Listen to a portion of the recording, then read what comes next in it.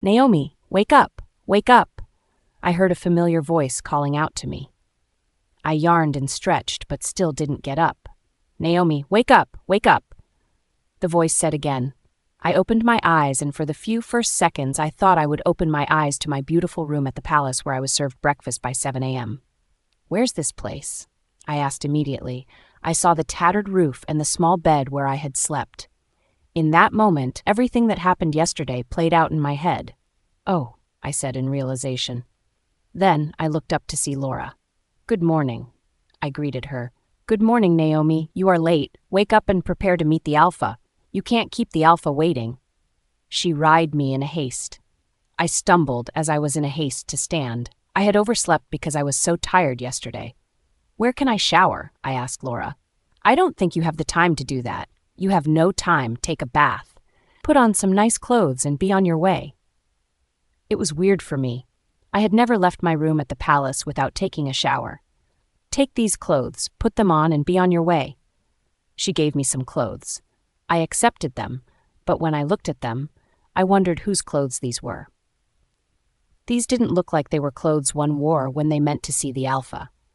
At the palace, we always dressed in our best clothes whenever we wanted to see the Alpha King. Put them on. Laura urged me. She must have noticed how I stared at the clothes like they smelled bad. Okay, I responded and did that quickly. She took me to the king's chambers where I waited impatiently. Then I saw Mascot arrive too. You're late, he frowned at me. I'm sorry I didn't wake up on time. I shivered, hoping he wouldn't scold me. After all, I didn't want to get on his bad side. Insolent. He fired at me. My brow furrowed, and I wondered if he was upset with me in any way. I didn't want to think about it. After all, if I wasn't accepted into the clan, then I'll leave, and that would be the end of it. We won't see each other again. You're here. I heard a voice behind, and I turned quietly. It was the Alpha. I could see him clearly this time around. The Alpha walked with strong, confident steps, which exude strength and royalty. He went to his throne, which had been prepared for him, which was surrounded by 8 elderly men. Sit, he offered, and pointed at a seat, and I did as he ordered. I know you must be worried that I wanted to see you today. Yes, my king. I'm glad you accepted me, fed me, and sheltered me even for a night. I'm grateful. Well, I'm happy I did that because revival has finally come to our clan, he said happily. The elders who sat around him nodded and smiled too. I was lost and confused, and so did Mascot look when I glanced at him. What is wrong? You were accepted by the moon goddess. What? I exclaimed. The moon goddess? What does that mean? It means you can stay here with us. This is your new home, he offered. Mascot looked gloomy when he heard that, but I didn't know what they meant. What had the moon goddess have to do with anything being said here? You are actually the savior. Savior? How? What are you talking about? You are going to be a big asset to this clan, so we hereby welcome you. I actually didn't know what they meant when they called the moon goddess, but I was glad that I had a place to stay. This was where I would start my search. Mascot, take her to her room. Make sure she is very comfortable. Why are you here? Mascot asked me when we were going to the room they had prepared for me. I don't understand. What do you mean? I met you in the forest, and now you're here comfortably going to be living here. What's with you? I'm sorry. I think you're not happy with me, but I'm really in need of help, and I'm glad the king is going to help me. I said to him as we continued walking, Thank you for saving me. I'm really grateful to you. He didn't say anything as we walked away. How did you find me? I asked him, curious to know how. The distance between this place and the forest is a lot, so I wondered how you found me. I really don't know, but I had a nudge in my heart to follow that path and I ended up seeing you, he explained. Really? I believe it was all in the plan of the moon goddess, he said. It can't be. I said, but then I remembered that I had made a little prayer to the moon goddess even though I didn't believe her. Was it really her? Did she save me? I wondered out loud. Did something happen? I actually don't believe in the moon goddess. I was speaking but stopped when I saw the shock on Mascot's face. What? He asked but didn't wait for my reply. Well, here we believe in her and everything about her. Come on, inside. He led me to my room. Thank you, I said when he opened the door. This is where you'll be staying from now on. If you need any help, you can call on me." "What about Laura? Would I be seeing her?" I asked him. "Of course you will. I think you should get some rest. After all, you'll be staying here with us. By tomorrow, you'll get all the information you need to know about living here. Thank you." I honestly said to Mascot, and for a moment he stared at me. He didn't show it, but he was glad to have met me too. "I wish you and Laura a blissful life," I randomly said, and he nodded. "I'll be going now. I have some meetings to attend to," he said to me and left. I looked around my room, and I was glad that at least I got a good room, better than most rooms here. I missed my room in the palace, but I was never going back. Not now, not ever. I laid down on the bed that was provided to me. Although it was nothing as luxurious as what I was used to in the palace, I was still comfortable. I looked up, facing the roof, which had probably been affected by the rain over the years. I was all alone, and I needed to bring my thoughts together. I had been accepted here, and this was my opportunity to get it right. My first goal was to figure out where my father was buried, and if he had any family too. Then I can fight to get whatever he had left behind and take back what belonged to him. It wouldn't be an easy feat, but I was prepared for the task. Currently, I didn't know how I was going to do that, but I knew I would find a way. I would ask Laura to help me, or Mascot too, even though he was grumpy and quiet most of the time. He was a good leader who didn't like to express his feelings to anyone. I just wondered how Laura had fallen for him. It was a mystery that no one could figure out. The plan was to get to make lots of friends that I could ask questions and get reasonable answers from. I heard Mascot talking about an old wise man in the clan. He was the oldest in the clan from far and wide. People called him a wizard because of what he could remember, even though he was very old. "Hello," I heard someone speaking quietly through my cracked door. I knew very well that it was Laura, since I hadn't made any friends yet. "You can come in, Laura," I told her without standing from my bed. "How did you know it was me?" she asked me. "Well, 'cause you're my only friend." I laughed as I sat up. "What have you been up to?" I asked her, seeing she was carrying a huge basket that was covered with a napkin. "Well, nothing. I only brought some fruits for you," she responded, revealing the basket full of different fruits. "For me? All of these?" "Yes, of course." She nodded, handing them to me. "Oh, thank you." I was glad. "I wanted to show you around. That's if you're down for it," she said. She was dressed in silk like someone ready to have fun. I'm down, of course. I wanted to use this opportunity to find out everything I should about this clan. We started with just a stroll outside my room. "I heard about an old man who loves here too," I randomly asked. "You mean Jeston the wizard?" "Yes," I answered, not knowing exactly who she meant, but hoping it was the same person I wanted to meet. "He is the oldest man that has ever lived. How did you hear of him?" she asked me. "Well, he is quite famous," I answered. For some minutes, it seems we were being careful of what to say to each other. "Where did you come from?" Laura suddenly blurted out, then paused and apologized.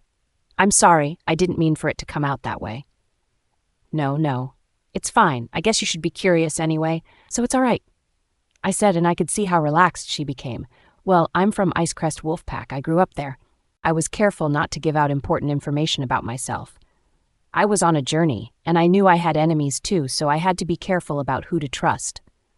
Laura was a good person, but I couldn't trust her so easily. Not yet. "I hope I answered your question?" I asked, hoping she would say yes. "It's okay. That doesn't have much detail, and you could have done better, but I understand that you're being careful about who to trust. Let's get to the pack. I want to show you something," she urged me as we walked down to the park. "There's a river there. It is said that the river makes people's wish come through?" I laughed. "Wait, you actually believe that?" "Well, it is said that when you get close to the river, it finds out exactly what you need in your life at the moment, and it shows it to you," Laura explained. "Has that ever happened to you?" "Yes, it did." She stopped, but then continued. "It worked with Mascot." "You wished for him?" "Yes." She smiled. I could see her blushing heavily. I didn't know if I could ever believe that, but I nodded all the same. It was hard to argue with someone who had lived here all her life. "Let's go close so you could experience it too." She dragged me to the river, and then when we got to the bank, we stopped. "Close your eyes. I watched her close her eyes and opened her hands like someone wanting to receive a gift. I did the same too. As my eyes closed, I saw a man dressed in plain t-shirt and dark jeans. In my world of imagination, he was everything I could have ever dreamt of. He was a masterpiece, created by the moon goddess herself. He stared at me, and at once I felt like I have never been looked at like that, ever. I could see his face clearly. His voice resonated like magic when he called my name, but his soul was burdened. "Did it work?" Laura asked immediately. I opened my eyes. "It took a moment before you opened your eyes, so it worked, right?" She was eager to hear what I had to say. "Not really, it didn't." Laura didn't believe me. "What did you see?" "Nothing. Let's go," I said, dragging her along. "I know you say something, you just don't want to tell me what you saw. Anyway, I'll find out." She promised me, and I laughed. I wondered what it meant to see a werewolf in your mind's eye. Did the river actually answer my prayers? The man I saw, was he my father? Were we related in any way? It's been a week since I had arrived at the Stormclaw clan, and I was getting a hang of how things were done here. I and Laura had become the best of friends, and Mascot now spent more of his time with me. It was like we had a connection. I was now a full member of the Stormclaw clan, and I was glad about that. I met new friends and joined the hunting team. I also engaged in rituals that were held. I joined Laura and the other women at the training session where we learned to defend ourselves in case of emergency. My next move was to find Jeston, the wise man in the community. I still didn't want anyone finding out what I was up to, so I needed to move in secret. In the evenings, I set out to the inner village where I heard he lived. The roads were twisted and unpredicted, but I had to keep up because I had a goal. One of those days, I set out once again to find out where the man lived. I continued walking, trying to follow the instructions Laura had given to me. She had mentioned that I would see a big sculpted lion with a large mouth, signifying that I was close to Jeston's cave. I drank some water when I got to the river and waited for a minute to catch, because I was exhausted. I had never come this far in my explorations so far. At a point, I wondered if what Laura told me about Jeston was true in any way. Does the guy actually exist? Or was it all a joke to see how I would react? I was about to give up when I saw a massive lion with its huge mouth open. I was relieved and glad that I had finally made it.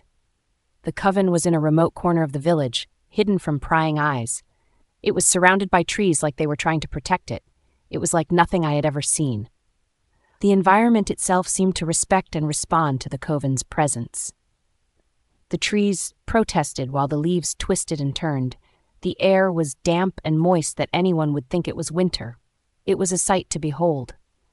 I was suddenly weak in my legs and couldn't walk any further, but I urged myself. I thought of knocking before entering, but I thought against it. After all, this was just an old coven. As I entered, I could feel a strong presence. The power of the wizard and his dark magic dominated the coven, casting strong spirits into the land. I walked in carefully like I was being watched. "Hello." I got no response, but I continued walking. The coven was dimly lit with a heavy scent of incense, mixed with the sharp tang of blood. I was anxious, but I had come too far to go back now. I kept turning my head, looking around and expecting the worst of anything that could happen.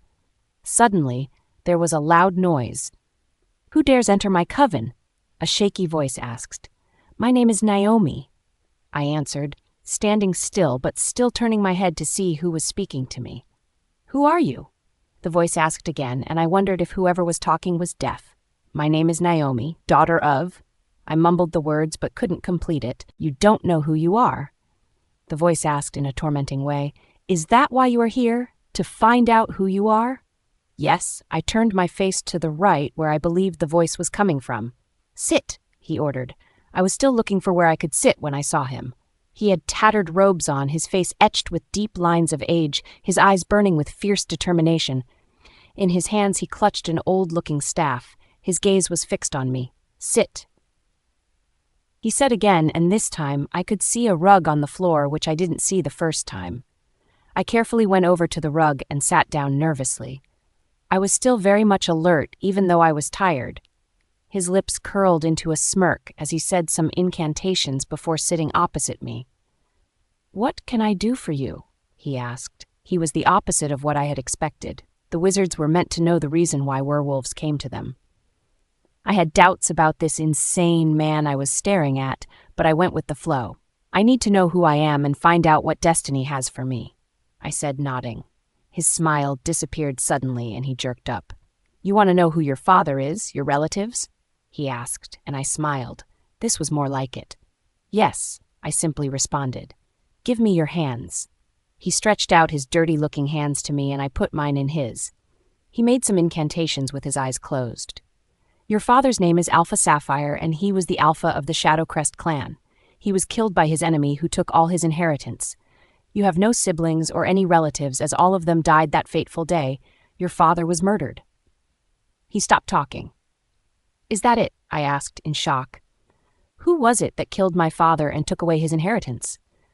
I asked, believing that I already know who it was. Alpha King Magnus. I'm sorry, but it isn't whoever you are thinking of. He told me, breaking my heart. Is there something else I should know about my journey? I asked him. Your journey to find revenge will be challenged by the path of love that would come to you soon, he revealed. Love? What do you mean? I am no interested in falling in love or getting married, I blurted out, frowning. It doesn't matter what you want. It's only what the moon goddess wants that comes to pass. So the moon goddess wants me to leave my destiny in search of love? That's so ridiculous. I laughed, forgetting where I was. You dare mock the moon goddess? He asked, angry. No, I'm sorry, I responded as I bowed my head. In order to reach your destiny, you must let your heart speak. You must go through the process of love. If not, your time will be wasted in the end. I sat, wondering why love had to be a condition to finding my father inheritance and taking his place. I mean, I believed in love, but I didn't believe that it should be an obstacle to my goals. As different thoughts went through my mind, I decided to ask the wizard about the lucid dream I had the other day. When I was at the river the other day, when I closed my eyes, I saw a man. He looked exceptional, like nothing I have ever seen. Who was he?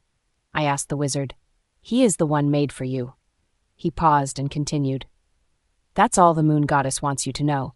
He nodded, feeling satisfied that he delivered his news. I was sad and disappointed. This wasn't what I expected at all. What next move should I take in order to find my father's clan? I have already given you all the information you should know. It's totally up to you to decide what you want to do or how you want to go about it. He answered me. How was I going to find this man in my imagination? According to Jestin, he is the one made for me, and I must find him to be able to reach my full potential in my search to discover my full identity.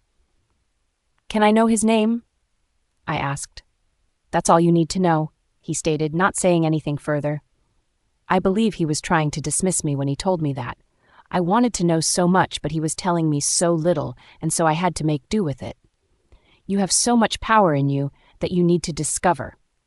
He gazed at me. You need to harness the power in you and do not let your fear take that away from you. I listened carefully as he spoke in parables. I had powers? I wondered. When did I have powers? Powers that I wasn't aware of. I stood up to take my leave. Thank you, wise one. I greeted him and left. My walk back to the clan was better than my coming. I was very exhausted when I got to the clan that I had to visit Laura to find out if she had made food. Where have you been? She asked me when she had already served me. I came looking for you today. I went for some personal training in the forest. I lied, hoping she wouldn't find out. Oh, she stared for some minutes, then smiled. I thought as much too, but I didn't see you there too, she answered, waiting patiently for my response. I must have left when you came. I answered, refusing to give in. She mustn't know anything about my quest, even though she was the closest person I had as a friend here. Okay, she responded. I'm going to let you make the decision to share when you're ready. She told me and went back to what she was doing. I bent my head in shame. I felt I was being unfair to Laura because she had shared a lot about her personal life with me, but I still hadn't said anything to her. The fact that she was willing to wait till I can trust her melted my heart. We have a training today. Let's go today. Laura urged me. I always loved the training we had at Stormclaw. When I was still at the palace, they never let me touch a weapon or even learn how to fight. They would always go with the motion. Princesses don't fight. I could remember when I was 8, my father taught me everything I currently know about fighting and defending myself, especially when I was in danger. As I grew up, I still remembered the lessons, but I stopped practicing, so I forgot almost everything. Trainings always reminded me of my father. I didn't have a picture of him, and the picture I had in my mind of him was becoming blurred as the days passed by. Okay, I responded and followed her out. Mascot was already at the training ground with others. "You made it?" he asked us as we approached him, but specifically looking at me. "How was your night?" "We slept well." I answered for the both of us while Laura proceeded to go hug him. "How are you doing, my love?" she asked him. "I'm doing well." He returned her hug coldly. Most times I wondered if Mascot was Laura's mate, actually, or if they were playing about this. The tension between them was something that should be questioned. Mascot helped us to our corner where we trained to nightfall. We were all exhausted, but we had to attend the Festival of Fire holding at the King's Chambers for every member. I had gone back to my chambers to get prepared, while Laura had done the same. We had planned to go together after taking our bath and eating. I heard a soft knock on the door, and I knew immediately that it was Mascot. He would always knock in a quiet, soft way that made me smile. "Mascot? Are you ready for the festival?" "It's happening at the King's Chambers," he responded with a smile which I taught wasn't necessary. "Thank you for the reminder, I appreciate," I told him. "I got you something." He handed the piece of thick clothing to me. I could feel his nervousness even from where I stood. "What's this?" I asked, stretching out my hands to receive it. I opened slowly, excited to receive a gift even in this strange land where I was. "It's a coat," I exclaimed. "Do you like it? During the Festival of Fire, there's so much cold since the weather changes during that period, so I thought of getting something like this for you since you don't have any." He seemed very satisfied with himself. "I really like it." "I do." I smiled genuinely, trying it on. "Did you also get for Laura?" I don't know if it was me, but his countenance changed immediately. "Did I say something wrong?" "She already has one," he answered. "I'll see you at the festival." He turned, about to go, but stopped. "Can you not tell Laura that I got that for you?" he asked politely. "Okay, I won't." I nodded as I replied. I watched him leave, and I prayed that whatever happened, they would get over it together. The Festival of Fire was successful and fun. Everyone was allowed to play fun games and make new friends. Laura introduced me to some of her friends who had lived in this clan all their lives. They were all nice to me. I had adapted to this type of life where, unlike my life in the palace, I had to wake up very early, and most times it was not voluntarily. Here, I had to go hunting with the men to hunt for food, even though women didn't ordinarily go hunting. It all happened because I had the skills, and so I went hunting with the men. The king had me in great esteem and called me special.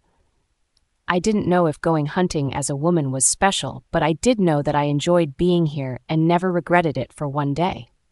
The king believed that I had brought favor upon the clan and that the town would prosper because I was here.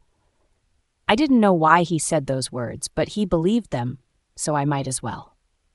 The people of Stormclaw were my family now, and I wouldn't let anything hurt them, not if I could help it. Most times, I missed my mother and the girls. I always thought about those times we all spent together. Our days together were beautiful, and I wished them peace and happiness. I never liked thinking about Lucas. I was just glad that I had left the palace for him and would never set my eyes on him again. Very early the next morning after the Festival of Fire, when everyone was still drunk from last night's joy, I tiptoed out of the clan. I was on a journey to find out where my father's clan was and to hear the whole story about him and his inheritance. It was still very much dark, but I moved out courageously, this time from the north, hoping I would get back before anyone notices that I wasn't in my chambers.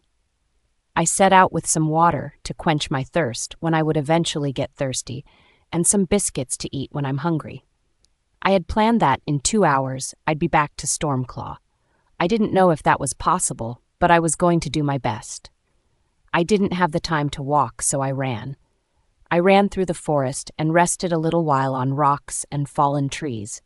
I prayed I wouldn't encounter any wild animals either, because I wasn't there to fight. I passed the river the first time, and then the second, third. I believed I was getting there when I heard a familiar voice scream my name. I stopped on my tracks. Who must be that?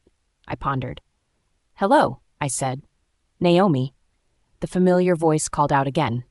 Who are you? I asked, and there was no reply. Suddenly, there was a shout of someone in pain. I moved closer, knowing for a fact that an animal would never call my name. I slowly walked to see who it was and was suddenly dragged down into a sitting position. Mascot? You followed me? I inquired from him. He just stood there moping at me and asking me to shut up. Shh! He held his finger up to his mouth, but I was too surprised to close my mouth. What are you doing here? I asked him, totally shocked. I should be asking you that, he said to me in a whisper. Why are you here all alone? You shouldn't be here. No, you shouldn't. You need to go back to your clan. I said to him, we were hidden under a bunch of leaves that acted as a covering. Don't speak too loudly. He urged me while still looking around like he was afraid a creature would pop up and attack us. I kept mute for the moment. That was when it came to our notice that we were actually too close to each other. Sorry about that. I tried to move back a little. No, we should stay close together. He moved me back to my initial position, covering the space between us again. He seemed to be enjoying the moment as he smiled down at me. I think I need to be on my way, I announced to him after seconds had passed. You don't need to come with me. I'll be fine. Remember, I'm your guardian. He announced. I paused for a minute. What did he mean by that? My guardian? I'm going with you wherever you go, he insisted. No. I stood up in a haste. Go back, please. Laura would be searching all over for you, I explained to him, but he was too stubborn. I couldn't waste the little time I had explaining to a full-grown man why he shouldn't come with me. Where are you heading to? He asked me when we resumed walking. I kept quiet because I didn't know if I could trust him. The plan was never to let anyone know what I was up to. How did you get to follow me? I asked him. Well, I just did. He answered, but I wasn't satisfied with his response. This meant that I had to be careful because Mascot or anyone could be trailing me. Tell me where you're going to. You never know, I can help you get there faster. He was right. Instead of walking blindly, with Mascot I could easily get to my destination with no much struggle. I couldn't tell him everything about myself, but I knew I should at least give him part of the truth, which would make him trust me. Well, I'm in search of my father's clan, I simply said. Will you help me find it?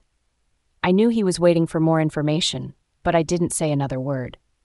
Your father's clan? He asked, and I nodded. Come on, Naomi, this isn't enough information, and you know it. How can I help you when you don't even consider your friend, even to share your problems with me? I'm sorry, this is all I can tell you for now. The name of the clan is Shadowcrest. Do you know of any clan named that? Shadowcrest. Shadowcrest. That name rings a bell. Mascot closed his eyes in order to remember. Try to remember, I urged him. The weather was turning dark and cloudy, and I was scared that it would rain when I hadn't gotten to my destination. We walked slowly down the dense foliage, as if walking slowly would aid Mascot's memory. We should find shelter. I think it's about to rain, I suggested, and immediately a loud lightning struck, followed by a thunderstorm. Here, Mascot pointed out an opening in the trees to me.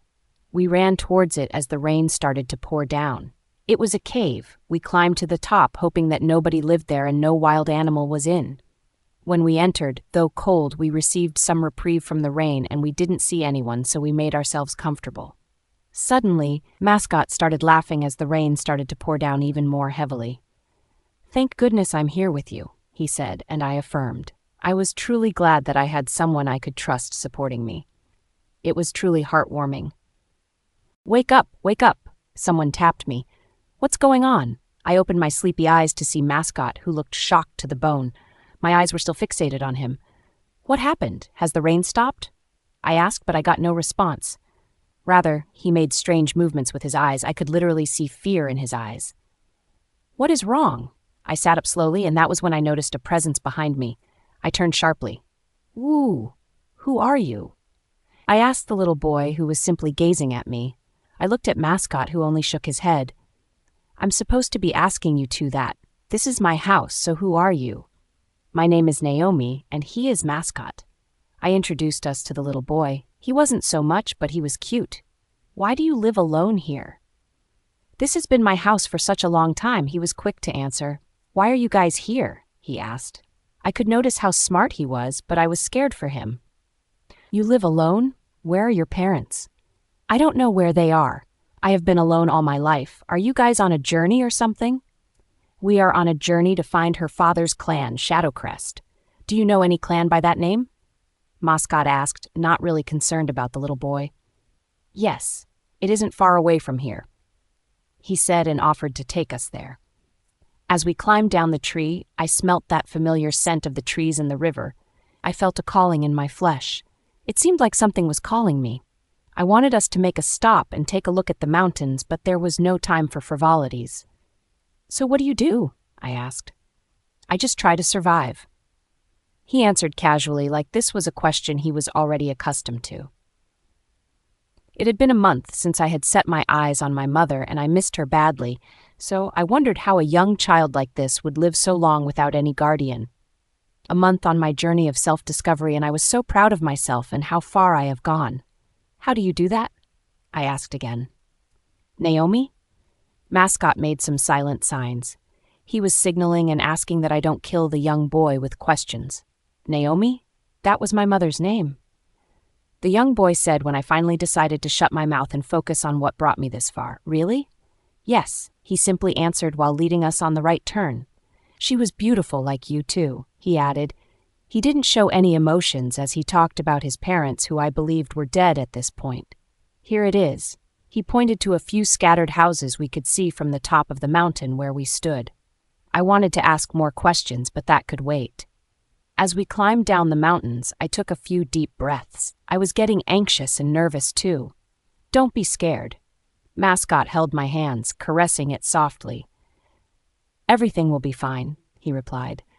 For a moment I was distracted, but I didn't let that distract me for long. I had important issues to face. We got there, but noticed that everywhere was silent.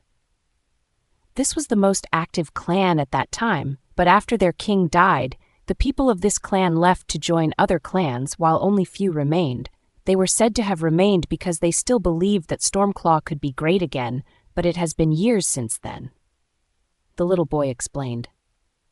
How did you know this? I was getting distracted again.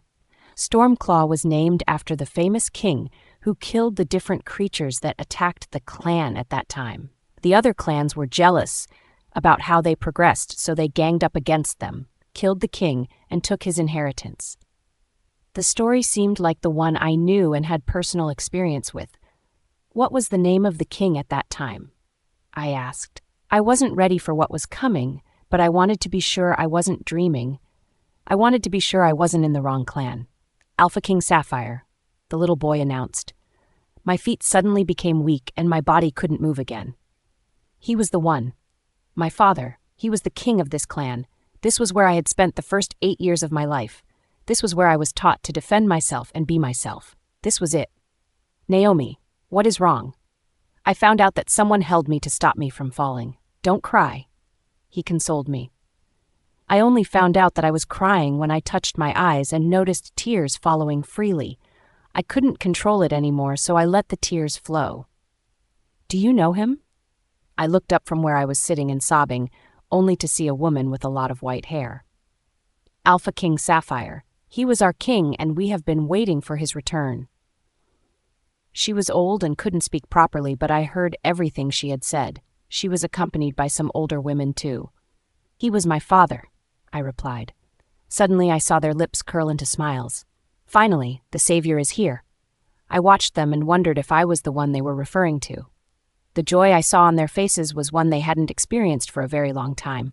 The members, marked by scars of lost battles, finally smiled as good news awaited them. Finally! Finally! They all said. Their eyes were all gleaming. They had secrets and stories to tell. They were all dressed in tattered clothes, woven with the symbol of the moon signifying peace and honor. The environment was old and unattractive, but was still a sight to behold even in the dark. Their crumbling houses, all in turn, but stood out. With a look, I knew these people cling so much to their traditions with an unwavering resolve. They perform ancient rituals in order to honor their past leaders. They were destined to endure even in the face of battle, just as they stood strong. "I'm happy to be here with you," I responded, Mascot helping me up. "We are pleased to have you here with us," they chorused. The woman with white hair talked more. "You're welcome. My name is Diane, and I'm glad to welcome you here." She bowed. "We have waited for so long." "Waited? Who have you waited for?" "They have been waiting for the person whom they were foretold, someone who would bring back the dignity of the calm." "Is that me?" I asked. The guys stared at me, likely wondering why I didn't get the idea of what was happening. "Please sit down." Diane offered a seat to me. "Let's bring you some food." We were ushered in. The environment wasn't the most beautiful place, but it was still suitable for people to live. "This must be your husband and your son." I received stares from the women there. Diane was asking me, No, they're my friends," I chuckled, not sure if I could refer to the strange boy whom I didn't even know his name as my friend. "Oh, wow. You all are welcomed." She bowed as she greeted again. It made me wonder how respectful they were taught to be. She looked old, but she was insightful and knew exactly what to do and when to do it. "Naomi," she suddenly announced, and I was puzzled. "You know my name?" The shock in my voice was clearly obvious. Of course, when your father was the king, he loved you so much and made sure your name stuck to everyone's memory. It seemed like he knew that one day, doom would visit us, and you'll be our last hope," she continued. Was that right? I wondered. How was I the hope of a clan when I couldn't even save myself from a dangerous loon few days ago? It was funny thinking about it, but I went with the flow. At that time, he taught you lots of sword fights, and you went for several trainings with the other members of the clan. It's truly sad that everything ended the way it did. Diane expressed with her face downwards. I wanted to know what happened that exact day. I wanted to know who it was that killed my father. I wanted to know who it was that cut my childhood short and forced me to become an adult in such a short period of time. "Where is it?" I asked. "My father's chambers." "I'll take you there," Diane answered as she stood up, but then abruptly stopped when she saw how we all stood up to go with her. "You are the only one allowed to go into the throne room," she said with a nod. Mascot and the little boy seemed to understand what she meant and so didn't move any further. They sat back down, enjoying the meal set before them. I followed Diane into the throne room where my father had stayed. It was dark, but Dane lighted some candles which lightened up the place. It wasn't like I remembered. It looked much older and unfurnished from the time I remember. "Nothing much has really been done about this place since your father's death. We only hoped and prayed that someone like you would come." "Who killed my father?" I turned fully now, facing Diane with all the courage I could muster. "I don't. That's..." she stuttered. "What do you mean?" I asked, not getting satisfied with her answer. "Talk to me. I need to know." "Well, our clan was the most successful at that time, so your father had many enemies. He fought different alphas and always defeated them, which made him more hated." I was scared that Diane didn't really want to tell me what happened that fateful night. I remembered sleeping, but was woken up by noise of people running and screaming at the top of their voice. I was just 8 years old at that time, so I didn't know the calm was in the danger. I came out of my chambers to see that the moon had disappeared, and from the little knowledge I had, I knew something bad was about to happen. I ran to my father's chamber to tell him what I had seen. But I couldn't find him in his throne room, but then I heard voices in the other room, so I tiptoed and listened. "You deserve to die," the first man chuckled. "I made a deal with you, but you refused me. Who dares to refuse me?" the second man asked. He looked like the leader because he was dressed in black, while the other two didn't cover their upper body. He commanded much authority, too. "What do you want?" My father was on his knees. He asked them with shaky voice, hoping for an answer. I wanted to barge into there and kill them all, but what could an 8-year-old girl do, and the fact that I had to be smart too? My father had taught me that in any danger, you had to stop and analyze the situation before taking action, and that was what I was doing. "Your inheritance. Everything that you own," the second man repeated. "I can't give you that. I have a child too." My father was still speaking when he received a painful punch on his cheek. I heard him cry out, but still I couldn't move. Even when I knew I had to go find help, still I didn't. "Who cares about your dumb child?" the first man asked, and I got really upset that he had called me dumb. I was still engrossed in my anger when I heard a gunshot. It was so loud that I had to turn to be sure it came from outside and not my father's chambers. "Take his corpse away," the second man said. I still wasn't sure he was speaking of my dad until I watched my dad being carried away in a pool of his own blood. That day, I regretted that I couldn't do anything. I regretted that I couldn't even fight for my own father. It was a horrible thought. I had noticed something about the man who was on black all through. He had a tattoo on his feet. I couldn't really place what it was, but it was a little tattoo that stood out. I would never forget it. I was so sure I was going to find my father's killers even when I was taken to the palace. I still couldn't get it out of my head. "Just tell me who it was," I asked Diane, coming back from my recollection. "I want to know."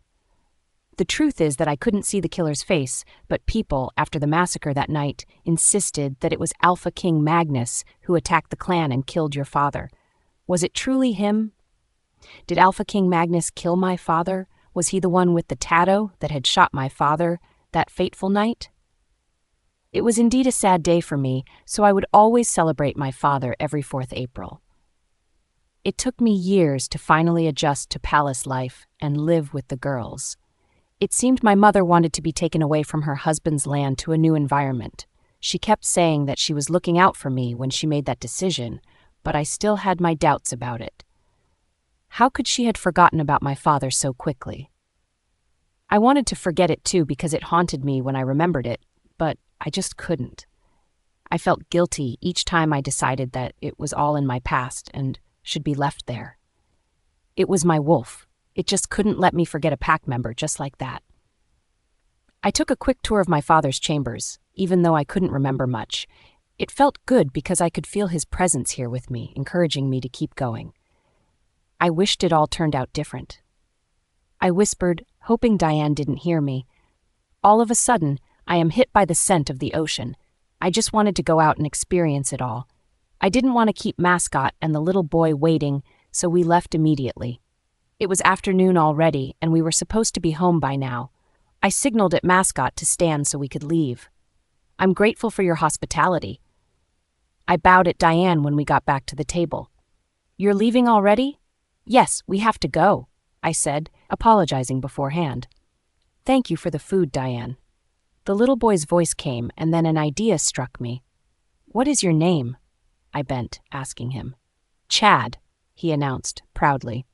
"Could you please take care of Chad and keep him here till I came back the next time?" I pleaded with Diane. "He is quiet, helpful, and he doesn't disturb," I added. I was hoping Chad wouldn't counter my decision because it seemed he really wanted to live with humans and not just in trees alone. "It's okay," I was relieved, hearing that from her. "Chad, be a good boy." I shook him gently. "Don't play too much." He smiled at me and ran away, but not before thanking me. He was such a sweat boy, I believed. "We'll be going back to our clan, so bear with us. I promise to stay and discuss with you longer the next time I come," I promised her. "I understand. I just hope you realize that this is also your clan and you're welcome here, anytime, any day." With smiles, she bade us goodbye. "She's such a kind woman," I told Mascot as we set for home. "She's weird too," Mascot replied, and I laughed because of the look on his face. "It's good seeing you smile. I like that." I stared at Mascot for a while and smiled at him. Why was he following me in the first place? Why did he sound suddenly nice? "Why did you come after me?" I asked him. I knew he would be shocked because the question came out of nowhere. "I didn't come after you." I noticed he was trying to find the proper words to use. "I looked for you, but I didn't see you at the festival ground, but then I saw you all prepared going into the forest. At first, I thought you were going hunting, so I decided to follow you to help you since you were still new in this," he explained. I still didn't understand why he was looking for me even when the festival was ongoing. I wasn't his girlfriend. I wanted to tell him to stay away from me. He had already found out too much about me, and I didn't want him to know more. This was a journey I had to undertake on my own. I'm sorry if you're upset with me, but please forgive me. I had to make sure you were safe, he responded. It was fun, though. He tried to be playful. Seriously, fun? How was that fun? We laughed. That boy is also weird, Mascot said, and I laughed so much. Everything was weird for you? I asked. Not everything, though. The food was very okay, he replied. We decided to go through the rest of the route by not talking so we could walk faster before anyone would notice our disappearance at the clan. We got there in shorter time compared to the journey we made when we were on our way. It was fully afternoon and everyone was about their work. You should go and rest. I think you should go to Laura. She'll be so worried about you, I said, and I watched the smile on his face and the sparkle in his eyes vanished. I'll take you to your room. He grabbed my hands. Where have you been, both of you? Laura asked from behind us. I was quick enough to release my hands from Mascot's own when we abruptly turned to face Laura. Laura, dear, I gave her a tight hug, which she returned. I guessed she didn't know what was going on, so I had to lie. We went for hunting. I glanced at Mascot, hoping he would just go with the flow. Yes. Naomi here wanted to get you meat so we could enjoy, Mascot replied, going over to where Laura was standing. Let's go. I have a lot to tell you. Mascot quietly dragged her with him. I wanted to speak to Naomi. Laura screamed as she was being taken away. You'll do that later, Mascot replied, still dragging her away. No. Laura stretched out her hand in a dramatic way. Save me, Naomi. We all burst out laughing.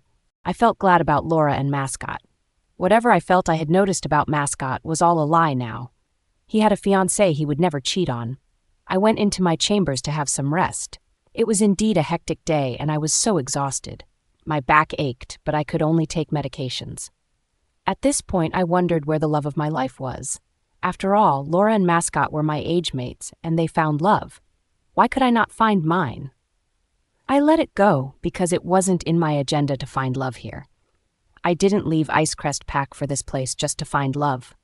If I had wanted to get married, I would have done that with Lucas. I occasionally thought about Lucas and the offer he made to me. That man wanted to marry me because of what he would gain from me. It was totally embarrassing, but I learnt it the hard way, and I hope life was being unfair to him. I laid down on my bed as I reminisced about what had happened today. Was it all my destiny? Was I meant to have met Chad? It wasn't mere coincidence, was it? I thought about Diane. She looked like a decent person who couldn't tell a lie. Should I trust her? She stayed even after other left. I told myself as I saw more reasons to trust her. She worked with my father, so she would work with me too. The glory of the Stormclaw clan was long gone, but I had to bring it back.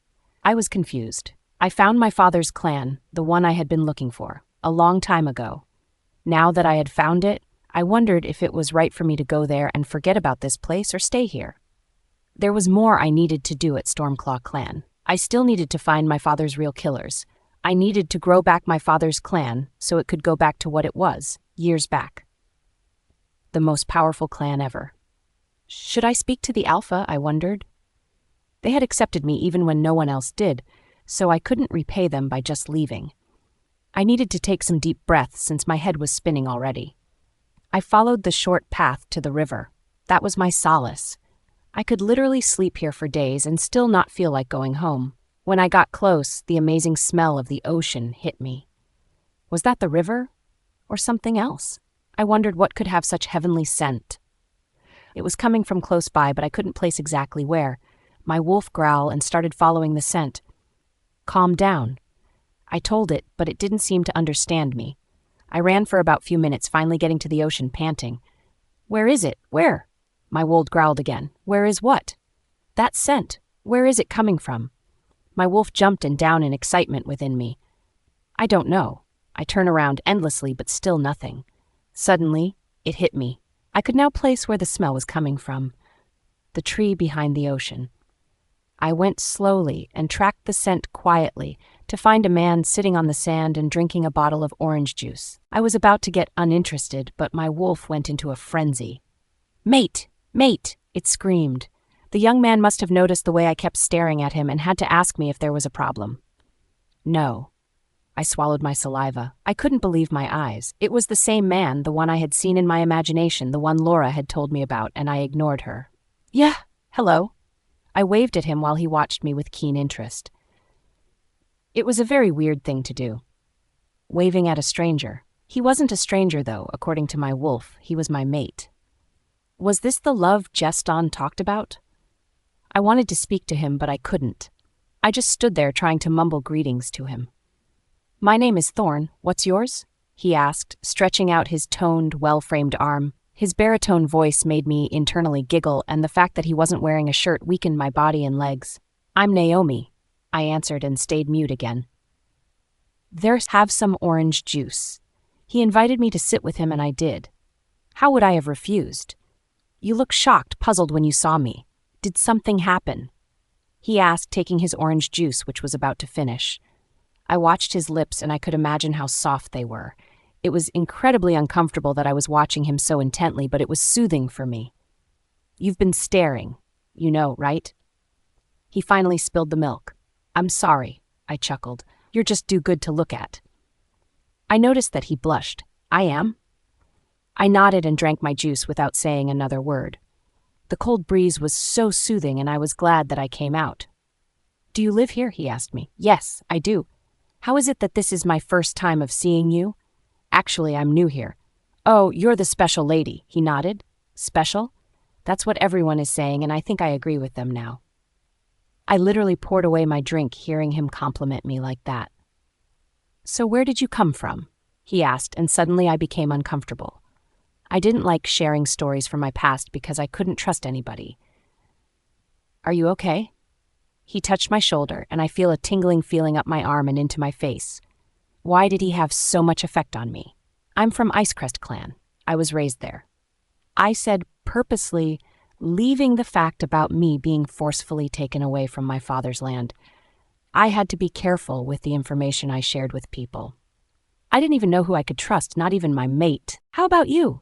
I asked him sharply before he could think of another question to ask me. Well, I was born and brought up here. I'm a hunter too, he said, and I became glad. He could teach me how to hunt too. You could teach me, I responded, and he didn't say a word. I have to go, he announced. Now? So soon? I couldn't let him hear how desperate I was for him to stay. Yes, I guess we'll be seeing each other, he responded, winked at me, and left. Thanks for the orange juice. I screamed after him. You're welcome. He screamed back. It was like those times in the movie when a woman would fall in love with a man. It was like a fairy tale, and I loved it. I knew you would be here. I turned sharply to see Laura standing behind me with her hands akimbo. You found me. I laughed, though unhappy that she did. Yes, I did. She sat beside me exactly at the same spot Thorne had sat. You weren't in your room, and whenever you aren't in your room, I know you are here. I really that addicted to this place? Not addicted, you just love this place so much, she responded. You want some? We could go by. I said, but she shook her head, indicating no. How are you? I asked, since there was nothing more to say. I'm okay. She paused. Who is that? I stared at her for a minute, trying to know if she was talking about the same person I had in mind. I giggled as I took more orange juice. What? I want to hear everything, though. Tell me. Laura was getting impatient, so I spilled everything. If you remember the day we went to the pack, I think I saw my mate when I shut my eyes. You did? Yes. Guess what? He is exactly like the man I met here. Wait. She stopped talking like she was comprehending what I had said. You met him?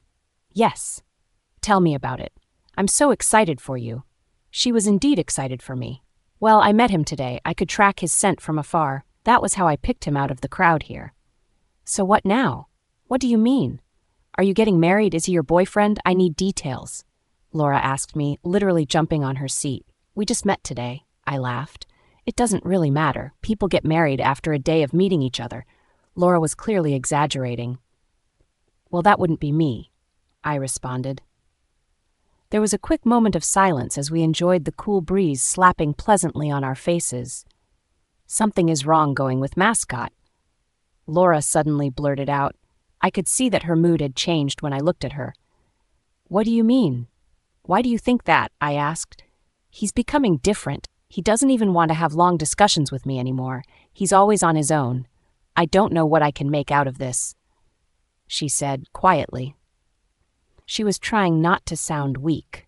"I thought I could handle him, but I don't think I can anymore. He doesn't even want to give us a chance anymore." A tear escaped Laura's eyes. "Mascot is a nice guy." That was the only thing I could say.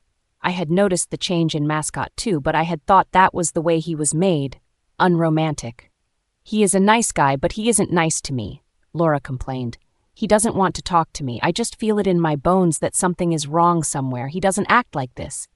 I watched Laura as she told me everything. I wished I could help her, but there was nothing a mere wolf like me could do to settle a situation like this. "I'll talk to him if you want me to," I comforted her. "I won't say that you told me anything, though. I'll just speak to him, casually. He won't know a thing." "I don't think you should do that," Laura sniffed. "He personally doesn't like people meddling in his personal life. He would simply get more upset with me and not talk to me for days," she explained. I understood what she was pointing out at, but I knew I was going to speak to Mascot.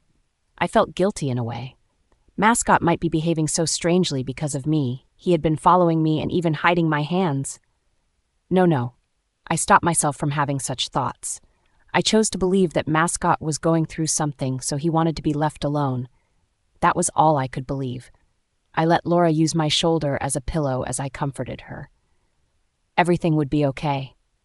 He's just going through a phase right now. I'm telling you, he'll be fine and back to his normal self soon. He told me that you guys went for hunting and didn't catch anything. Laura sniffed again. "Yes, we didn't. It was so exhausting." I responded, trying to go ahead with the lie I started. "I'm just glad that he is still doing something that he truly loves." Laura smiled. "We actually met at a hunting ground. I just knew that he was mine. You know that feeling, right?" She asked me, he head still on my shoulder. Did I know that feeling? Was it what I felt when I met Thorne? Was he actually my mate? Or was this all a fantasy that would never come to pass? "Don't worry," Laura responded when I didn't say anything. "You'll get to experience that, and I bet you it would be your best experience ever." At the moment, as I stared at the ocean, I knew my best experience would be to finally find out who my father's killer was and to find his inheritance. That would be the best experience ever. What is wrong with you? I questioned Mascot myself when I had met him in one of our training sessions. "Hi, Naomi." He seemed so excited to meet me. "What's up with you?" I asked again, and I could see his countenance change. He had been asked to teach the younger ones since he was much more experienced than them. "I don't understand what you mean." He gazed at me, mouth agape. "You do understand me. You don't just want to admit it," I told him, then left. I was really pained when Laura told me about her relationship with Mascot. Who wants to be treated like trash? I was sincerely upset with him and I needed an explanation. According to Laura, he was not the lovey-dovey kind of person, but he always showed that he cared. Now he doesn't even like talking to her, much more sitting with her. Mascot was a great help to me, but I don't like the way he handles and treats Laura. Laura had told me that he would pick offense if I mentioned that to him, but I knew I had to talk to him about it or things would go wrong. I felt guilty even when I was not the reason for their problems, or was I? I had left the training ground and was attending to some people who had visited the clan. I had important roles to play here, and I was grateful that the people of this clan gave me this opportunity. I was seated alone when he came to sit with me. "You're so busy today?" he asked. "Yes, I am." I didn't say much, I just faced what I was doing. I wanted him to notice that I was upset with me. He stretched out his hands and held mine. He took a close look at it and then smiled. "You hurt your hands, you need to be careful." I was shocked when he grabbed my hands and made that statement. I was still staring in confusion when one of the elders came to see me. I quickly withdrew my hands from Mascot. "Good evening, Elder Nathan. Anything I could do for you?" I asked, trying not to stutter. "Yes," he said slowly and gazed at the both of us before continuing his talk. "I need some healing ointment for my daughter. She had a bad injury." "I'll get that for you," I said immediately, got inside, and within seconds I was out with the healing ointment. "This is it." He received it from me while thanking me. "Thank you. May the moon goddess bless you." He smiled and didn't say anything more. Mascot had put me in a terrible situation, and I didn't like it. I was getting more and more uncomfortable with him around me, not just because of gossip and what people would say, but also for my peace. "What was that?" I asked. "I'm sorry. I grabbed your hands, but I was just making sure you didn't hurt yourself." "Where's Laura?" "In her chambers, I guess." He shook his shoulders. "You're not supposed to just be guessing. You should know things like this and be certain about it." "All this talk just because I held your hands? Is that really a big deal?" he asked, raising his voice. I didn't want him to overthink things. I just wanted him to calm down and understand where I was coming from. "All I'm saying is that Laura should be your first priority. I know she is, but you have to be more romantic." I smiled at him. He smiled back. I hoped he was getting the point I was making. "You ladies love the word romance," he replied. That wasn't the response I was expecting, but I believed it was the start of a good conversation. "Of course we do. It's our watchword in any relationship," I replied, seeing that he was thinking so much. "You should do it for Laura. She'll be so glad." I tried to talk as randomly as possible. "Laura, why do you always bring her up?" he asked with his eyebrow furrowed. "Did she put you up to this?" "What do you mean?" "Laura can never tell me to do this," I started. "I just thought it would be nice if you did something romantic for her to assure her your love." "I want to talk to you, Naomi." He cut me short. "Alone. Not here, though." I wondered what he wanted to speak about. I prayed it would be about Laura. "Meet me at the river park by sunfall." He looked up to me, his eyes filled with expectation. "Okay, I will," I responded and went back to work. My job was to make healing ointment that would help the members of the clan. After I came, I heard that the members of this park were getting sick, and no healer could predict what was happening. That was when I remembered how my father taught me how to make healing ointments. The fact that I remembered every step amazed me, even when I thought I had forgotten. Maybe this life was actually meant for me. I was done earlier than I thought, and since there was much time before I would see Mascot, I decided to go have a bath. Was this too much? I stopped when I thought about it. Laura had complained to me about Mascot, and here I was going on a date with him. This isn't a date. I cleared my thoughts. This is just a friendly outing. I questioned myself. Whatever Mascot was planning, I just felt bad in my spirit about it. I prayed fervently that Laura wouldn't come over to see me today, because that would spoil my plans. She had told me not to talk to Mascot about this, but I refused to listen to her. She had left in the morning to go prepare food for the little cubs she took care of. How would he change if someone doesn't speak to him? That was my defense. I prayed she would be too tired to come visit today. I rested for an hour, took my bath, ate, and was ready to meet Mascot. I knew the road to the river park, my best park in the clan. I had already seen a figure sitting, so I figured it would be Mascot, but as I moved closer, it was Mascot, truly, but he wasn't sitting. He was actually kneeling with smiles on his face and with an outstretched ring in his hands. I slowed down and hoped that I was dreaming. "Naomi, will you marry me?" It was so shocking that I lost composure for a bit, that I was being proposed to by my friend's boyfriend. I didn't know what to say, so I shut my mouth and stared in disbelief. What was really wrong with Mascot? What's going on? Why are you on your knees? It was a stupid question, because why would anyone go in their knees with a ring if not to propose? "Naomi, I believe you are my mate, the one the moon goddess made for me. Let's get married." He was smiling that at this point I thought he was just pranking me. I laughed. "Stop it, Mascot. I won't fall for your prank." "This isn't a prank, Naomi. You mean a lot to me. You're probably the best thing that has happened to me for a long time." "Stop it, please." I was feeling so ashamed on his behalf. "You can't do this." "That's exactly what I'm doing. What about Laura? She's a good woman." "Why do you always mention her when we talk? She's not my mate." Mascot was boiling. "She's just a leech." I could remember when Laura mentioned that Mascot was her mate. Was she lying, or was it Mascot who was lying? I didn't know who to believe. I also know that I shouldn't be dealing with situations like this. I always reminded myself that I have important work to do. "Mascot, you know this is not the reason I am in this clan. I came here for a purpose, and this is posing as a distraction right now. Please stand. I pleaded with him, stretching out my hands to help him stand. I won't stand unless you accept me. He insisted. What makes you think that you love me? You barely even know me. You've just known me for a month now, and you're talking about marriage. This sounds so funny. I was upset. I was actually angry at Mascot for distracting me and breaking Laura's heart. Laura was a darling and didn't deserve men like Mascot, who was heartless. As I stared at him kneeling, I could see the desperation in his eyes. He reminded me of someone in my past. Lucas. Yes. That's it. He had that same desperate look Lucas had when he asked me to marry him. Why was he desperate so suddenly to get married when he had been with Laura for so long and still hadn't married her? This stupid action of him spoke volumes to me. He was a few years older than me, but still talked and thought like a child. I blamed myself for this. I shouldn't have let him follow me. There was something he saw.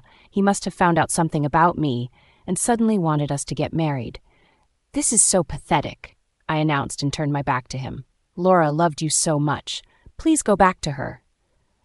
It is you I love, he repeated. No. I turned to face him. You don't love me. There's just a part of you found out that you love. What's that? I'm curious too.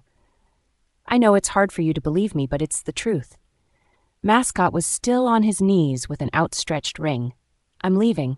I ran as far as my legs could carry. Tears threatened to fall down my cheeks, but I couldn't let that happen. Why would I cry for people like Mascot who didn't pretend to care?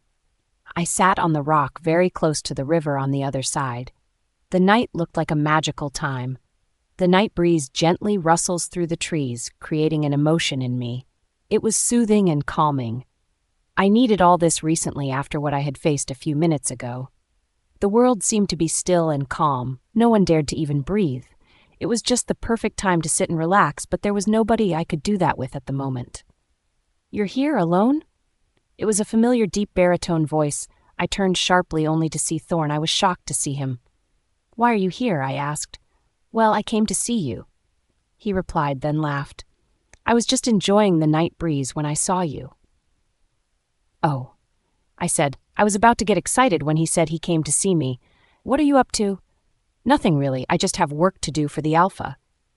You work for the Alpha? I asked, impressed. Not for him, but with him, he replied, playing with his hair. I'm his most trusted warrior, so I work with him. Oh, I took a good look at him. I already knew, just for the few seconds we spoke, that he was a proud, spoilt brat. Don't stare at me like that, he said, embarrassed. I know I'm good-looking, but you don't have to stare. What do you mean? I asked. I'm not staring. You don't have to admit it, but I caught you. Thorne looked at me. Was the legend about the river at the park actually true? I was sure I had seen this man in my imagination. When I shut my eyes, he was supposed to be my mate, according to what people say. It was said that if you had missed finding your mate at 18, you could just come to the river, close your eyes, and pray. The moon goddess would have mercy on you and would provide a mate that would love and care for you. I didn't know how true that was, but I didn't believe it. There was no way in the world that this spoiled brat was my mate. How is that even possible? I wondered while still occasionally stealing glances at him. You know this body of mine. Do you know how I got it? He asked me and I nodded to say no. Well, obviously it didn't fall from the heavens. I worked hard for it, very hard. At some point I wanted to give up, but I didn't. I was excited to have a conversation with this man. I didn't feel butterflies in my belly when I spoke to him. I didn't like the way he talked. I wasn't just feeling him. Was that how one should feel about their mate? I have never had an experience before, so I didn't know. Or was it all a fallacy? After all, Laura also told me that she knew that Mascot was her mate because the river said so. Now, I knew the river could be wrong. If truly Mascot and Laura belonged together, he wouldn't have come after me. And if truly Thorne and I were mates, he wouldn't be as proud as he is. Maybe the moon goddess was also a fallacy. I didn't know and didn't care to know what happened to Mascot. After I sat with Thorne last night, I discovered we weren't meant to be together. I had important matters to think about and do, so why should I bother myself? I decided that I would go visit my father's clan again. There were lots of things I still needed to know. If I was going to take back my father's inheritance, then I knew I needed to get a lot of people on my side to build a strong army. For the past 2 days, I had been avoiding Laura and still couldn't give her a good reason why I was avoiding her. What would I say to her? That her boyfriend was after me and not her anymore? I was waiting for the perfect time to sneak out of the clan to Shadowcrest, my father's clan, as usual. I didn't want anyone trailing me like the last time, as Mascot did. After the incident that happened last time, I didn't bother to know where he was or how he was faring. That wasn't my business anymore. I waited for the sun to fall before leaving the clan through my usual way. The roads now felt familiar to me, and I didn't need help to find my way. I had my touch light with me for safety, but I knew I didn't need it. My wolf was actually doing its work. I was very conscious about where I was going. I was not trying to get caught unaware by any creature, so I walked faster. When I passed, I recognized Chad's treehouse and smiled. I was going to meet him again, and that got me excited. When I got close, I could hear the people chattering with excitement. What's all the noise about? I wondered when I entered the clan. The air was filled with the sweet scent of pine trees and cedar. Their fur gleamed in the moonlight, and they danced. I wasn't aware of any celebration or festival holding. I was surprised and shocked when I saw them. Naomi! It was a young boy's voice, and I knew it was Chad, so I turned to him. Chad. He ran and embraced me, and it felt heartwarming. No one had given me a hug for the longest time now. I'm so glad you came. I missed you so much. I felt so glad that someone truly missed me. Why are you outside by this time? I asked, curious that even the older members were all restless and excited rather than sleep in their chambers. Mascot visited. He brought lots of gifts. Chad jumped in excitement.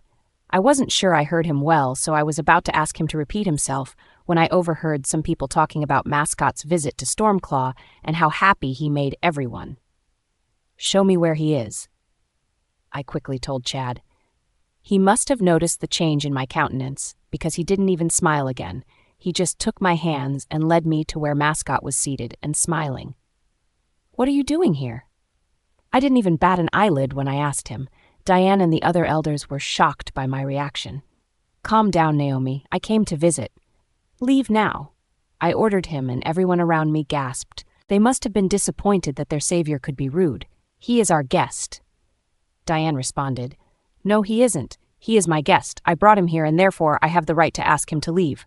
Please stand up and go. But, Diane was about to object. Mascot signaled Diane to calm down and not say anything to me. I'll leave, he told her. Then he bowed. Can I speak to you? Do it here, I responded angrily. Please, in private, he pleaded. I didn't want to cause any more scenes, so I walked out as he followed me. I stopped at a spot where I believed no one could hear us. What was the meaning of the nonsense you displayed? I asked, trying so hard not to raise my voice. I was truly upset that he had to visit my father's clan without deeming it important to first inform me. I know you are angry, but you need to calm down. He tried to touch me, but I stumbled back in an effort to avoid his touch. He was already in my black book, and there was nothing he could do to redeem himself. Why did you have to do this? I regretted that I let him follow me the last time. How was I going to trust him again? I just wanted to show you that you could trust me no matter the circumstances. I can help you fight this. Together, we can do it. You don't get it, do you? There's no us. There's no together. I'm alone. You're alone. That's how it is. Deal with it. I responded to him. I believed that talking harshly at him could make him respect himself. I was doing all of this to prove to you that we ate together in this. Don't tell me that what I did meant nothing at all. Yes, you wasted your time. Whatever you did doesn't matter and will never matter, so stay away from me. No, Naomi. His voice was breaking. Please. Leave. Go apologize to Laura and don't meddle in my personal life. I screamed at him. I didn't think I have ever been rude to anyone the way I was rude to him. He wanted to say more but shut his mouth when he found out that no matter what he would say, I wouldn't even listen to him. I was not going to be nice to him, so I hoped he would just leave and stop making me scream. I'll go, but take care of yourself, he said, his face crinkled suddenly. I tried, at least. When he finally left, I had to go back to the clan to explain to them why I had shouted at Mascot and why they shouldn't accept him here anymore. I thought he was your friend. Why did you have to shout at him like that? Diane was truly concerned about what happened. I thought he was a good friend too, but it turns out he isn't. I simply said. I knew Diane wanted me to say more, but she didn't ask me what happened. I didn't feel comfortable telling the story of how my friend's boyfriend was asking me to marry me. It felt totally bad. I didn't care what Mascot thought of me. I simply didn't want him close to anything that was mine. I hope you guys settle the issue. I thought he was a man you were interested in. Diane explained. I was shocked at that thought. Why would anyone think I was interested in Mascot or think we were dating in any way? I mean, he was the one interested in you, though. You just had this mutual interest for him. I was dumbfounded, and Diane knew it. He was simply over you. He is my friend's boyfriend, so it would never work for us both. Maybe he is your mate? Diane suggested. Is it even possible that my mate is in a relationship with someone close to me? I questioned, thinking deeply to myself. I actually think I met my mate. I said aloud to Diane, but she didn't say a word. She only nodded and smiled. Anything can happen. I wanted to talk to her about my pains and problems, but I didn't know if I could trust her. I stared intently at the old woman. Was she going to turn out like Mascot, who I had trusted? She turned to me, smiling. You can trust me. She stood up to go give the healing ointment to one of the elders who was injured. My father's clan was the only one that could make the healing ointment. When I was little, people came from far and wide to get healed by the ointment. It was discovered by my father through the moon goddess. Since my father died very early, no one found out about the healing ointment except a few people who refused to say a word about it. That was the healing ointment I made at Stormclaw that I learnt when I was little.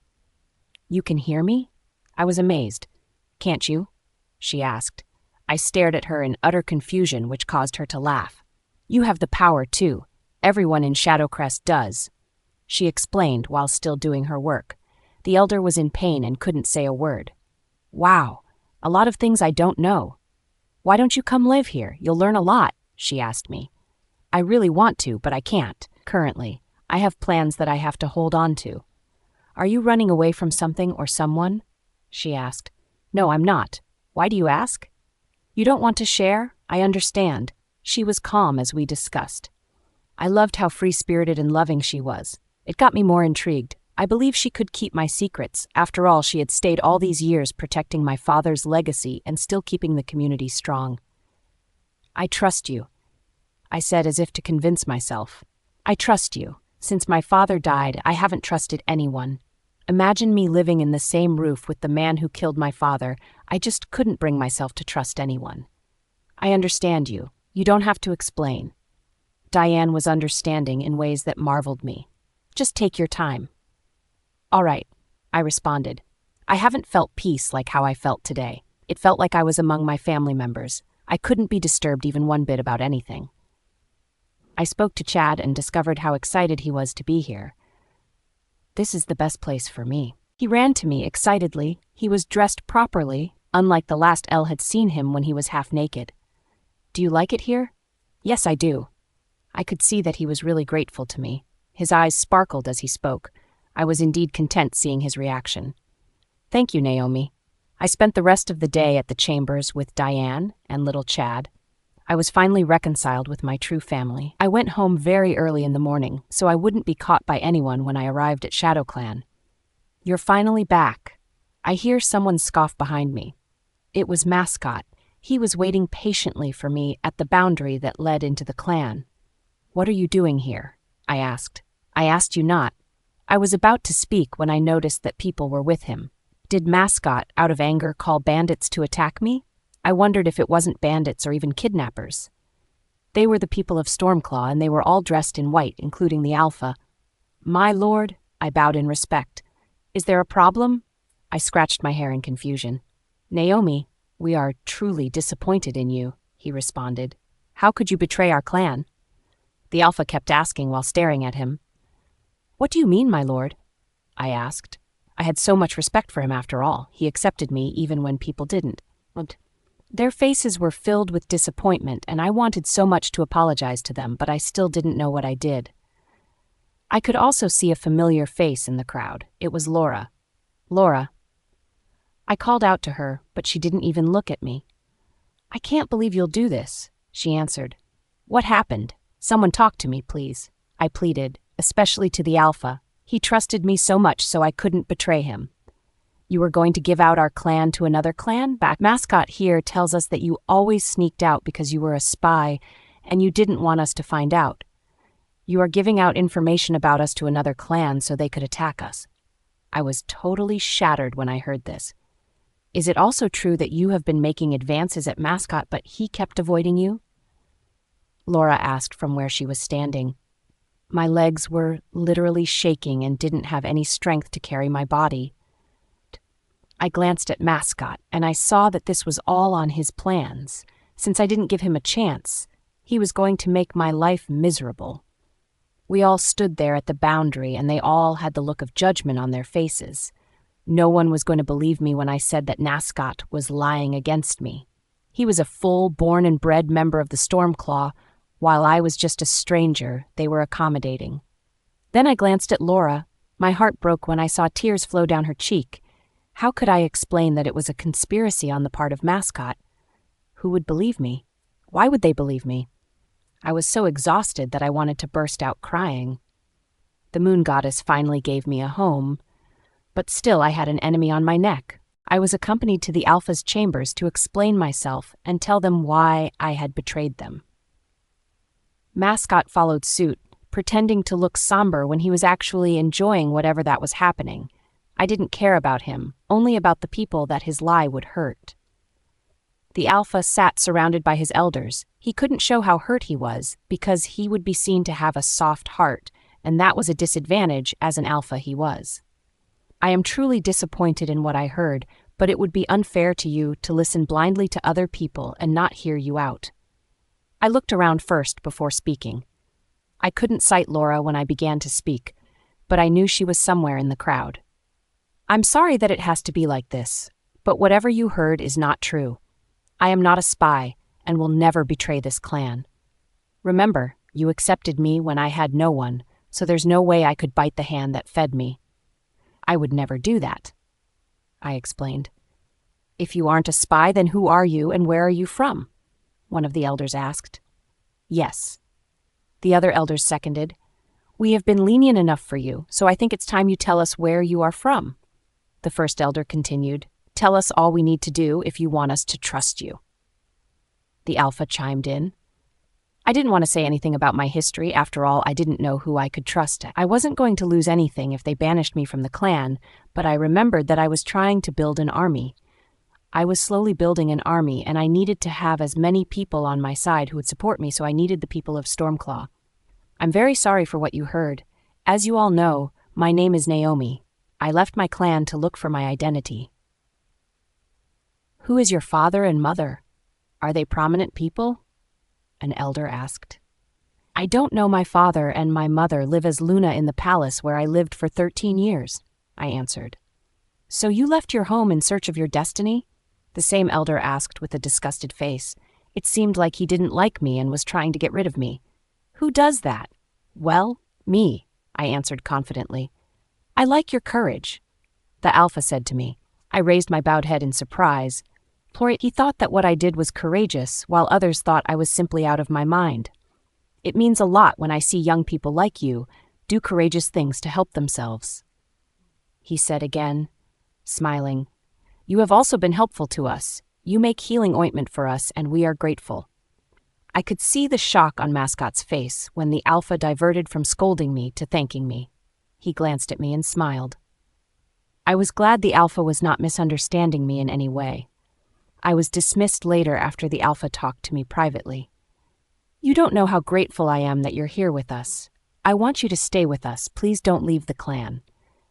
I never planned on leaving, I answered. I believed I could trust him, but I was not going to spill everything about me to him. Like I'm on a search to find my destiny, and that's what I'm doing currently. I understand you, and I trust you. Let's find a way so you could teach others how you make the healing ointment, he told me. I was glad that he thought it wise to teach his people how to make the ointment, but it was my father's heritage, and I didn't find it easy to share. We agreed that I would do that. After the meeting, I looked around for Laura, but someone said she left before the meeting ended. I was still thinking of a way to speak to her and make her understand when I noticed a presence behind me. I knew immediately who it was. You didn't succeed. I smiled, turning to Mascot. I didn't win. Neither did I lose. This was just a warning. What do you want? I asked, sincerely hoping he'll give me a good answer. You. Is that too much to ask for? You have a girlfriend? Why would you want me? It doesn't matter. What?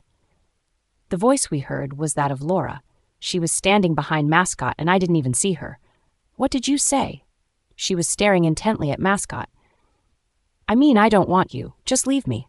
Mascot screamed at me. Immediately he knew that he had been caught already. He asked me to marry him, and I refused. I was saying, but was interrupted by Mascot. Darling, you shouldn't believe whatever she says. Why would I do that? Mascot turned against me. His eyes gleamed with hatred. She tried to give information about our clan to another clan. This kind of person shouldn't be trusted in any way. Laura, listen to me. I moved closer to her and grabbed her hands. She didn't take it back, so I took it as my chance to say everything that happened. The last time we spoke, he kneeled asking me to marry him, but I walked out on him. I didn't want to tell you because it would break your heart. Well, I'm very sorry, Laura, but I think you should leave this scumbag. She stared at Mascot for some minutes, then back at me. That disappointed look on her face came back again. Why would you lie? She forcefully took back her hands. I trusted you so much, and you betrayed me. She turned to Mascot and stretched out her hands to him, which he took. Let's go home. Together, holding hands, they turned away to leave, but then she turned back to me. Betrayer? It felt bad being called a betrayer when I was actually the one who was trying to help. I stood there for a few minutes because my legs were too heavy to move. Seems things are actually hard for you here.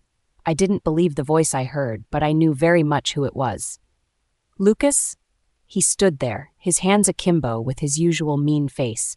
He even looked more wicked than I remembered. His mean face disappeared as a mean smile appeared. How are you, my dear Naomi? He asked before laughing hard.